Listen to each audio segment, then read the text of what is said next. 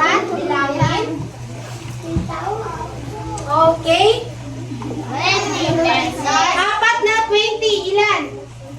20. 20 plus 20? 40. Plus 20? 80. Plus 20? 80. Ito, 80 ito ha. Ilalagay ni teacher dito, 80. Ito, plus 20. 100. Plus 20 ulit. 200? 100 na ito lahat. 120.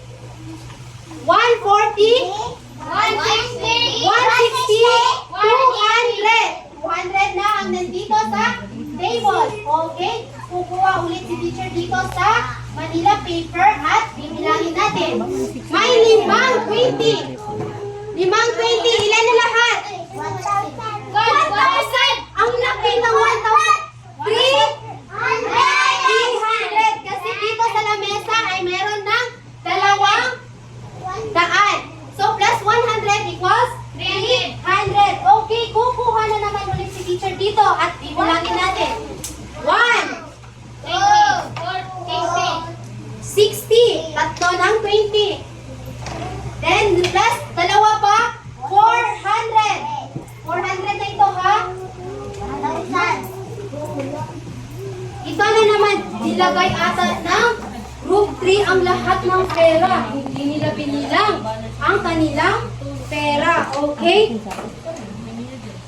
Plus 100. 500. So 500. Group 2, group 3. Ilang 20 pesos ang nilagay nyo para mabuo ang 500? Ilang 20 pesos ang nilagay nyo para mabuo ang 500? 20? No? 20? 5? Okay. Tama ang group 3. Huwag maingay. Sabi ni teacher, huwag maingay. Okay, group 3. Sino ang maaaring maglagay ng proper notation ng 20 pesos? Okay, Raisa? Ako pa dito, Raisa.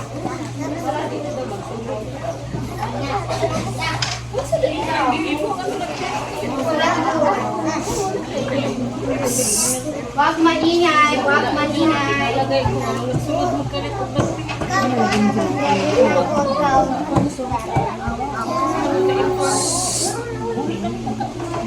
Pero wala na, wala na. In headdress, huwag niyong tanggalin. So in way na headdress acted, way na pagkahon ka na ganun. Okay, tagaran tayo Raisa kung tama ito. Bok, likod ko, Bok. Nampak, pakai ano. Hindi kita mag-iyan na ano. Hindi kita mag-iyan kung maling ba or tama in answer di Raisa. Tagaran tayo sila.